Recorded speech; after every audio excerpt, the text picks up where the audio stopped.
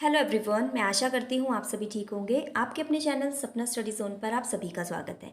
अगर आप सीटेट 2022 की तैयारी कर रहे हैं तो ये वीडियो आपको हेल्प करेगा आगामी सीटेट की परीक्षा में, क्योंकि आज की वीडियो के माध्यम से हम पर्यावरण अध्ययन को डिस्कस करने वाले हैं, यानी ईवीएस को हम डिस्कस कर रहे हैं। इसके अंदर हम डिस्कस करेंगे ईवीएस से संबंधित बहुत ही महत्वपूर्ण पॉइंट्स को, जिनसे आपसे परीक्षा में बार बार प्रश्न पूछे जाते हैं।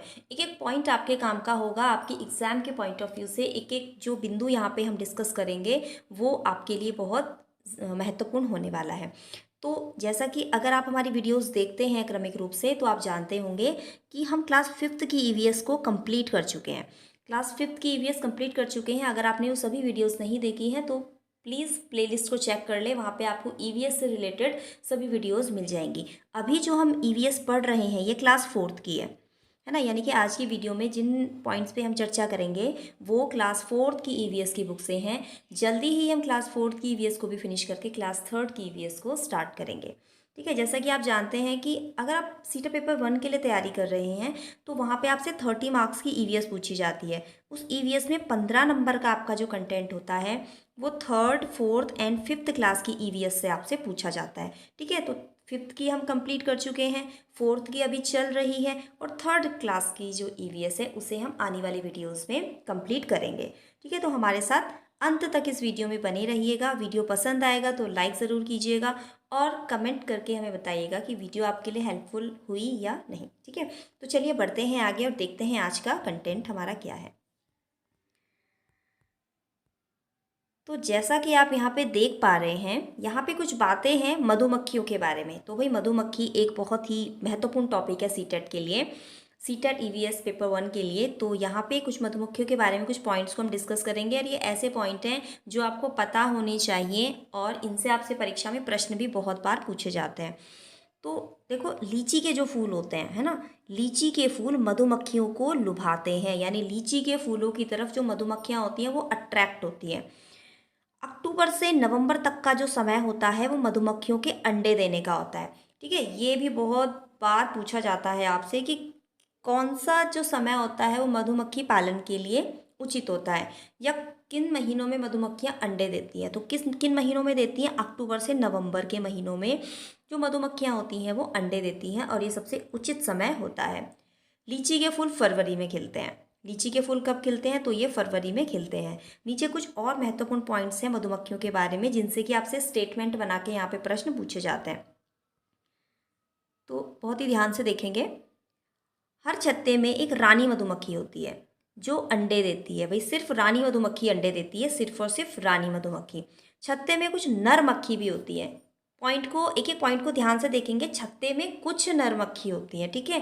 ज़्यादातर वहाँ पे जो फीमेल मधुमक्खियाँ होती हैं वो होती हैं। छत्ते में थोड़ी सी ही नर मक्खियाँ होती हैं। नर मक्खी छत्ते के लिए कोई खास काम नहीं करती है। भाई ये बहुत आलसी होती हैं स्वभाव से। जो मेल मक्खी होती है, मेल मधुमक्खी होती है, ये आलसी होती है स्वभाव से, छत्ते के लिए कोई भी खास काम नहीं करती है। छत्ते में बहुत सारी काम करने वाली मक्खियाँ होती हैं। जब किसी मक्खी को रस मिलता है तो वह खास तरीके का नाच करती है। उससे दूसरी मक्खियों को पता चलता है कि रस कहाँ है। तो छत्ते में जो रानी मधुमक्खी होती है वो अंडे देने का काम करती है। छत्ते में कुछ नर मक्खी होती हैं, वो छत्ते के लिए कोई भी खास काम नहीं करती हैं। ठीक है, काम करने के लिए फीमेल मक्खियाँ होती हैं, वो रस लाती हैं, शहद बनाती हैं, है ना। और जब किसी मक्खी को कहीं पर रस मिलता है ना, फूलों का जो रस होता है वो मिलता है, तो वो एक खास तरीके का नाच करती है ना, जिससे कि वो दूसरी मक्खियों को बता सकें कि रस कहाँ पर है। तो आई होप ये जो मधुमक्खियों वाला ये जो टॉपिक है ये आपको समझ में आ गया होगा अच्छे से। आगे देखिए, मधुमक्खियों की ही तरह जैसे मधुमक्खियां ग्रुप में रहती हैं, इनके काम बटे होते हैं, ऐसे ही चींटियां भी मिलजुल कर रहती हैं। दीमक और ततैया भी इसी तरह के समूह में रहते हैं। भाई मधुमक्खियां तो रहती ही हैं, साथ साथ चींटियां, दीमक और ततैया ये भी क्या करते हैं? इसी तरह के समूह में रहते हैं। यानी कि यहाँ पे जो इसी तरीके से रानी चींटी होती है ना, सिपाही चींटियाँ होती हैं, तो इनका एक ग्रुप बना होता है। तो मधुमक्खियों की तरह कौन कौन ग्रुप में रहते हैं, समूह में रहते हैं? चींटियाँ, दीमक और ततैया। बढ़ते हैं आगे। अब देखते हैं आगे के पॉइंट्स को। देखिए, ढोकला चटनी नींबू वाले चावल कहाँ खाए जाते हैं? तो ये गुजरात में खाए जाते हैं। ढोकला चटनी नींबू वाले चावल गुजरात में खाए जाते हैं।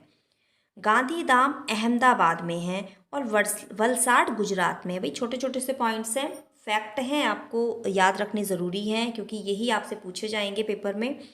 ठीक है, तो गांधीधाम कहाँ है? अहमदाबाद में है। और वलसाड कहाँ है? तो ये गुजरात में है। कोझिकोड केरला में है। मडगांव गोवा में है। ज़्यादा एक्सप्लेनेशन की ज़रूरत यहाँ पे नहीं है, फैक्चुअल से क्वेश्चन है ना, फैक्ट हैं, आपको याद रखने हैं। आगे बात करते हैं, गोवा से केरल तक के रास्ते में 92 सुरंग हैं और 2000 पुल हैं। ये प्रश्न भी आपका पूछा जाता है कि भाई गोवा से केरल तक के रास्ते में कितनी सुरंग और पुल हैं? तो 92 सुरंग हैं और 2000 पुल हैं गोवा से केरल तक जाने के रास्ते में। केरल के लोगों का जो पहनावा है वो क्या है? केरल के लोग सफ़ेद या क्रीम रंग की धोती, सूती धोती या साड़ी पहनते हैं। ठीक है, सफ़ेद या क्रीम रंग की सूती धोती पहनते हैं और साड़ी पहनते हैं। अब केरल की भाषा क्या है? तो भाई केरल की भाषा है मलयालम। आगे बढ़ते हैं। अब देखिए मलयालम भाषा के कुछ वर्ड यहाँ पे दिए हैं जिसमें कि वलियम्मा बोला जाता है अपनी माँ की बड़ी बहन को, ये प्रश्न भी पूछा गया था। और अम्मुमा माँ की माँ को बोला जाता है, यानी वलियम्मा माँ की बड़ी बहन को, जिन्हें हम मौसी कहते हैं, है ना। और अम्मू माँ किसे कहा जाता है? तो माँ की माँ को, यानी जिन्हें हम नानी कहते हैं। तो ये दो वर्ड हैं मलयालम भाषा के, ये आपको याद रखने हैं। बढ़ते हैं आगे। अब रेल टिकट के बारे में भी भाई कई बार आपसे प्रश्न पूछा जाता है कि जो रेल का टिकट होता है उस पर कौन कौन सी बातें अंकित होती हैं। तो रेल टिकट पर निम्नलिखित बातें अंकित होती हैं। भाई ट्रेन का नंबर होता है, सफ़र शुरू करने की तारीख होती है, बर्थ व डब्बे का नंबर, यहाँ पे बर्थ है ना, बर्थ व डब्बे का नंबर होता है, किराया होता है और दूरी होती है किलोमीटर में। ठीक है, दूरी किस में होती है? तो किलोमीटर में होती है। तो ये 5 बातें जो रेल का टिकट होता है उस पर अंकित होती हैं। तो प्रश्न कैसे पूछा जा सकता है आपसे? यहाँ से प्रश्न पूछा जा सकता है, स्टेटमेंट मतलब आपको ये सब दे दिया जाएगा और इसमें एक गलत जो पॉइंट है वो आपको दे दिया जाएगा कि सफ़र शुरू होने की तारीख दी जाती है, सफ़र ख़त्म होने की तारीख भी वहाँ पे अंकित होती है। तो सफ़र ख़त्म होने की तारीख वहाँ पे अंकित नहीं होती है, सिर्फ सफ़र शुरू होने की तारीख वहाँ पे होती है। ठीक है, किराया होता है, दूरी होती है किलोमीटर में। बस ये जो पॉइंट यहाँ पे दिए हैं ना, ट्रेन का नंबर, सफ़र शुरू होने की तारीख, बर्थ व डब्बे का नंबर, किराया और दूरी, ये आपको याद रखना है। इसके अलावा कोई भी जो पॉइंट वहाँ पे आपको दिया होगा पेपर में, क्वेश्चन में, मतलब जो उसके ऑप्शन होते हैं उसमें, तो वो गलत होगा। तो सही आपको याद रखना है, सही याद रहेगा तो गलत की पहचान आप अपने आप से कर लेंगे, है ना। आगे बढ़ते हैं। अब देखिए बात करते हैं फूलों की घाटी के बारे में। तो फूलों की घाटी कहाँ है? तो भैया उत्तराखंड में है। ये बहुत इजी है, ये सबको पता है। उत्तर प्रदेश में कचनार के फूलों की सब्जी बनाई जाती है। कचनार के फूलों की सब्जी यूपी में, उत्तर प्रदेश में बनाई जाती है। केरल में केले के फूलों की सब्जी बनाई जाती है। ठीक है, केरल और केला आप ये याद रखेंगे, केरल में केले के फूलों की सब्जी बनाई जाती है। महाराष्ट्र में सहजन के फूलों की सब्जी बनाई जाती है। ये प्रश्न भी बहुत रिपीट होते हैं बार बार। तो उत्तर प्रदेश में कचनार के फूलों की सब्जी, केरल में केले के फूलों की सब्जी और महाराष्ट्र में सहजन के फूलों की सब्जी बनाई जाती है। आगे देखते हैं, परफ्यूम यानी कि जो इत्र होता है किससे बनता है? तो फूलों से बनता है। इत्र फूलों से बनाया जाता है। उत्तर प्रदेश का कन्नौज जिला इत्र के लिए मशहूर है। ठीक है, कन्नौज जिला है उत्तर प्रदेश का जहाँ पे कि बहुत सारा इत्र बनाया जाता है। तो उत्तर प्रदेश का कन्नौज जिला इत्र के लिए मशहूर है। देखिए मिट्टी में गोबर की लिपाई से कीटाणु नहीं पनपते हैं, है ना। गाँव के घरों में आपने देखा होगा कि मिट्टी और गोबर को मिला के लिपाई की जाती है। तो वो क्यों की जाती है? एक तो वहाँ पे ठंडक रहती है बनी हुई, और दूसरा कीटाणु नहीं पनपते हैं, यानी कि जो कीड़े मकोड़े होते हैं वो वहाँ पे नहीं पनपते हैं। आगे अगर हम बात करें, नीम और कीकर की लकड़ी पर दीमक नहीं लगता है। कर्नाटक में खूंटी से खेत की मिट्टी को नरम करते हैं। भाई खूंटी क्या होता है? तो खूंटी होता है कुदाल, देखी होगी आप सबने खेतों में जिससे काम किया जाता है। तो कर्नाटक में इसको खूंटी बोला जाता है ना। तो एग्ज़ाम में जो पेपर होगा आपका, मतलब वहाँ पे जब सीटेट का जो पेपर होता है उसमें आपसे कुदाल वहाँ पे आपको नहीं दिया जाएगा, वहाँ पे आपसे खूंटी आपको दिया जाएगा। आपसे प्रश्न पूछा जाएगा कि कर्नाटक में खेत की मिट्टी को किस औजार से नरम किया जाता है? तो वहाँ पे कुदाल ऑप्शन में नहीं होगा, वहाँ पे खूंटी होगा। तो आपको याद रखना है कि कर्नाटक में खूंटी से खेत की मिट्टी को नरम किया जाता है। पढ़ते हैं आगे। कर्नाटक में कुरीगे बीज बोने का हल होता है।